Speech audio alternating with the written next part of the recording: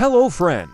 Buckle up as I dissect 7 everyday objects, straight out of history, some dismissed as internet hoaxes, others marked by a trail of real, physical casualties, but every single one triggered a sequence of events that defy logic. I have arranged them by their threat level, starting with a 21st century fraud and ending with a vessel for something truly demonic. Let's start. Case 7. The Dybbuk Box, Portland, Oregon.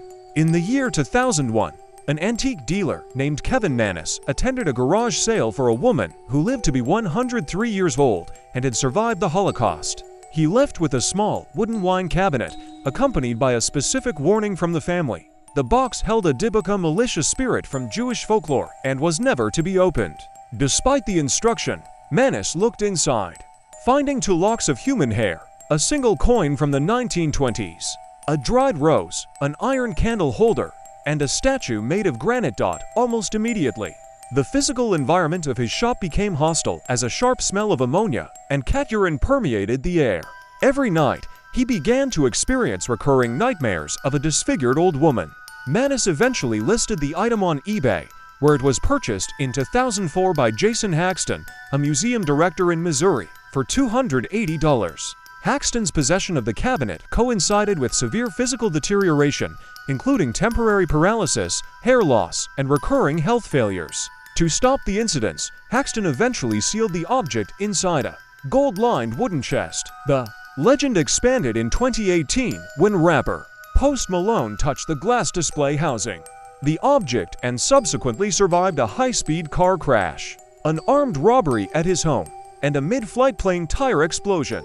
However, a forensic analysis in 2019 by researcher Kenny Biddle revealed that the cabinet was actually a standard wine holder manufactured in New York, rather than a centuries-old relic. The final truth emerged in 2021 when Kevin Mannis publicly admitted on social media that the entire haunting was a fictional interactive horror narrative he created to increase the object's selling price on eBay. He had personally placed the hair, the coin, and the other items inside to manually fabricate the myth. One was a marketing fraud. The next is a historical grudge that watched an entire city burn just to fulfill its promise. Case 6. The Swansea statue, Swansea, Wales. In the late 1890s, a local church committee announced a competition to redesign their aging sanctuary. Among the applicants was Arthur Blomfield, a prominent architect whose blueprints were ultimately selected for the project. However, the decision left one local designer consumed by a specific intent for retaliation. He redirected his resources to purchase a row of houses directly adjacent to the newly constructed church. He demolished the structures and replaced them with a large brewery. On the roof of this building, he installed a self-carved wooden figure of a grinning devil, positioned to stare directly at the church's altar. He vocalized a specific curse when the church was eventually consumed by fire and reduced to rubble. His wooden devil would remain to laugh at the destruction. The environment remained unchanged for decades until February 1941. During the height of the Second World War, over 3 nights of heavy aerial bombardment, the Luftwaffe dropped hundreds of incendiary devices over Swansea. The church sustained direct hits, causing the roof to collapse and the interior to be gutted by fire. When the smoke cleared on the 3rd morning, the surrounding neighborhood was a landscape of ash and twisted metal. However, the wooden statue on the brewery roof remained structurally intact, without a single scorch mark on its surface. The specific outcome of the curse had been realized following the war. The church was reconstructed according to Blomfield's original 1890s designs, but the brewery was eventually demolished. The wooden figure, often referred to as Old Nick, was lost for years before being discovered and returned to its original position near the shopping center that now occupies the brewery site. It was later moved to the Swansea Museum for preservation. The figure remains behind glass, its fixed wooden grin serving as a permanent record of a grudge that survived an inferno. A silent observer is unsettling. But what happens when an inanimate object begins to physically grow right before your eyes? Case 5. The Okiku Doll, Hokkaido, Japan, 1918. A young girl named Okiku received a traditional doll as a gift from her older brother. She kept the doll with her at all times until a severe cold caused her life to end later that year. After the funeral, her family placed the doll on a memorial altar in their home. The family soon began to notice something irregular. The doll's hair, which was originally cut short at the jawline, started to grow longer. The strands eventually reached the doll's knees. Along with the hair growth, the family reported hearing whispers and strange noises coming from the altar. They believed the girl's spirit had occupied the object and continued to care for it for 20 years. In 1938, the family moved away and decided to leave the doll at the Monenji temple. The priests there took over the care of the object and witnessed the phenomenon themselves. The hair continued to grow, requiring the priests to use shears to trim it regularly. Today, the Okiku Doll remains at the temple. Visitors are permitted to see the object, but the temple enforces a strict ban on all photography and recording. A haunted doll is a tragedy. This next stone is a catastrophe that erased entire fortunes and royal lives. Case 4. The Hope Diamond, India. The 17th century. A crude blue diamond weighing 112 carats was extracted from the Collier mine in the Golconda region. Jean-Baptiste Tavernier, a French merchant, acquired the stone and transported it to Europe. In 1668, Tavernier sold the diamond to King Louis XIV. The king ordered the stone to be recut to 67 carats and renamed it the French blue. In 1715, King Louis XIV's life ended due to gangrene. September 1792. Amidst the chaos of the French Revolution, the diamond was stolen from the royal treasury. King Louis XVI and Queen Marie Antoinette, the inheritors of the stone, both faced the final penalty on the guillotine in 1793. The diamond remained missing for the next 20 years. In 1812, a blue diamond weighing 45.52 carats surfaced in London. Forensic analysis later confirmed this was the French royal stone, recut to obscure its origin. In 1839, Henry Philip Hope purchased the stone, giving it the name Hope Diamond. However, the Hope family lineage eventually spiraled into bankruptcy. May Yohei, the wife of Lord Francis Hope, expired in poverty after the diamond was sold. In 1911, Evelyn Walsh McLean purchased the diamond for $180,000. A sequence of family tragedies followed. Her 9-year-old son's life was taken in a vehicle accident. Her daughter was found deceased from an overdose at age 25. Her husband succumbed to alcoholism and died in a mental institution. Evelyn herself died in 1947, having lost her entire fortune. In 1949, jeweler Harry Winston acquired the diamond. By 1958, he decided to donate the stone to the Smithsonian Institution. Winston transported the million-dollar asset through the regular postal service, paying a shipping fee of only $145.9. The Hope Diamond is currently valued at approximately $250 million. It is housed in the Smithsonian National Museum of Natural History in Washington, D.C. Since the stone entered public ownership, no further reports of fatal incidents or curses have been documented. Curses often take time to kill. This next seed offers no such mercy, only immediate, fatal consequences. Case 3. Busby Stoop Chair, North Yorkshire, England. During the late 1600s, Thomas Busby was a man known for his heavy drinking and involvement in petty crime. He operated a local inn and spent most of his time seated in a specific oak chair that he claimed as his own.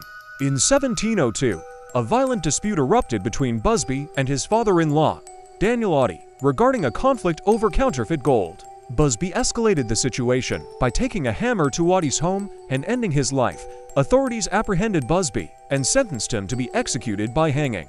For his final request, he was allowed to have one last drink at his tavern. As he stood up from his favorite seat for the last time, he issued a direct curse: "May sudden death come to anyone who dare sit in my chair." He was executed shortly after. In view of the inn, the chair remained in the tavern, and a pattern of fatal incidents began to emerge. In 1894, a chimney sweep sat in the chair, and his life ended the following day in a workplace accident. During the 1940s, several Canadian and British airmen stationed nearby sat in the chair for a drink.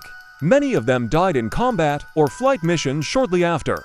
In 1967, a motorcyclist died in a road collision after occupying the seat, and in 1968, a cleaning woman succumbed to a brain tumor just months after sitting in it. While difficult to verify, some estimates placed the total number of fatalities linked to the chair at 60-3. By 1978, the inn's owner, Tony Earnshaw, moved to prevent further casualties. He suspended the chair from the ceiling to make it impossible for anyone to sit in it before donating the item to the Thirsk Museum. Despite the legendary status of the curse, modern forensic analysis has revealed a significant inconsistency. The chair's design and construction were identified as being from the 1840s, roughly 138 years after Busby's execution in 1702. Although the physical object may not be original, the centuries of documented tragedies have solidified its reputation as one of the most dangerous relics in British folklore. A chair is stationary. This next doll, however, is reported to move, watch, and wait for you to make a mistake. Case 2. Robert the Doll, Key West, Florida, 1904. A young boy named Robert Eugene Otto, known as Gene, was given a handmade doll produced by the Stoop Company in Germany. While some family records suggest it was a gift from his grandfather, a darker local legend claims the doll was given by a young Bahamian girl as a voodoo curse to retaliate against the Otto family. Gene became obsessively attached to the toy, giving it his own name, Robert, and from that point on, he insisted on being called by his middle name to avoid confusion. The household soon became an environment of psychological distress. Gene's parents often heard him conversing with the doll, receiving responses in a second, distinct voice that did not belong to the child. Whenever furniture was overturned or household items were destroyed, Gene consistently stated, "Robert did it." Neighborhood children reported seeing the doll move from window to window when the family was out, and visitors noted the doll's facial expressions shifted depending on the tone of the room. Gene maintained his possession of Robert until his life ended in 1974. A new family purchased the residence and found the doll stored in the attic. Their young daughter soon claimed the object moved on its own and attempted to physically attack her during the night. In 1994, the doll was transferred to the Fort East Martello Museum. Museum staff documented a high frequency of electronic malfunctions and personal misfortunes following visits from individuals who treated the doll with disrespect, such as taking photographs without permission. In 2016, a researcher named Kalani Smith reported a sequence of bad luck after a visit to the museum. Today, the museum keeps a collection of hundreds of letters from visitors around the world, begging the doll for forgiveness after suffering job losses, vehicle accidents, and divorces. Robert remains in a glass display, wearing Gene's actual childhood sailor suit and holding a small stuffed dog of unknown origin. To maintain order, the museum staff treat the object with the protocol of a living person, respect Robert, or suffer. But for our final case, there is no respect, only an ancient entity looking for a human host. Case 1. Annabelle, Hartford, Connecticut, 1970. A mother purchased a standard Raggedy Ann doll from a hobby store as a birthday gift for her daughter, Donna, a 28-year-old nursing student. Donna shared an apartment with her friend Angie, and soon after the doll's arrival, the two women began noticing inexplicable movements. The doll would relocate itself from Donna's bed to the living room sofa, or be found on the floor despite the apartment remaining locked. The anomaly soon escalated into physical evidence. Donna began finding notes written on parchment paper, a material she did not own, with handwritten messages reading "Help me" and "Help us." Disturbed by the events, they invited a medium who claimed the doll was inhabited by the spirit of a 7-year-old girl named Annabelle Higgins, who had died on the property. Donna and Angie gave the spirit permission to stay, but the activity turned violent. Their friend Lou reported being attacked by the doll in a dream, followed by a real physical confrontation in the apartment. He woke up with 7 distinct claw marks on his chest, 3 vertical and 4 horizontal, which vanished completely within 2 days. This event led them to contact paranormal investigators Ed and Lauren Warren. The Warrens determined that the doll was not possessed by a child spirit, but was being used as a conduit by a non-human entity seeking to possess a human host. Following an exorcism at the apartment, the doll was removed and placed in the Warren Occult Museum in Monroe, Connecticut. It was locked inside a specialized glass case with holy water and a permanent warning. Warning: do not open. After Lauren Warren's death in 2019, the museum was closed and the artifacts were relocated. The exact current location of the Annabelle doll remains a mystery to the public. It is possible that Annabelle, or one of these haunted objects, is already somewhere inside your house. These are 7 cursed objects. I hope you can still sleep well after watching this video. Bye.